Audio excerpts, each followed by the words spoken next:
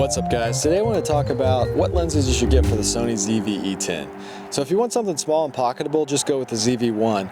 But if you want something that's similar to the ZV-1 but with an interchangeable lens system that you can grow with more, lets in a little more light, then get the kit lens. It's pretty pocketable and a really good lens. After that, I would just go straight to Sigma. 56mm f1.4 is my favorite lens on the Sony crop sensor E-mount system. Yeah, I would definitely suggest that. You can do portraits with it. You can also do talking headshots, YouTube videos, and stuff like that if you've got a tripod. After that, a lot of people like the 16mm 1.4. There's a little bit of distortion. It's really wide. If you like landscapes and stuff like that, it's still really sharp, but you can do vlogging and talking headshots with that as well. The 56 is better in my opinion. It just makes you look a little better, especially if you've got a big nose like this.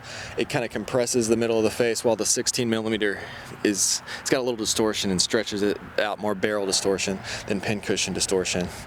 After that, I would skip the Sony telephoto that goes up to 210, because 210 is not enough reach for wildlife, and I would go with Sigma or Tamron 500mm or 600mm. They have several different options for that. I've made videos on all those lenses on this page. Those are full frame lenses, so you get a little more crop with the crop sensor. Yeah, I would just go mostly Sigma all the way.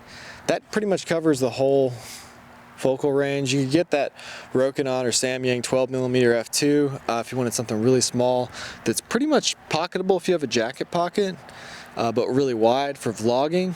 That would be a good one for vlogging, stuff like that. So yeah, that's what I suggest. Check out my other videos. I've got a lot of videos on the ZV-E10 and the ZV-1. I've got reviews on all those lenses that I just talked about on this page. So yeah, hit the subscribe button because I got more videos to come. I've got a lot of different cameras that I'm testing out and a lot of different lenses. So hope you guys enjoyed this. Thanks for watching.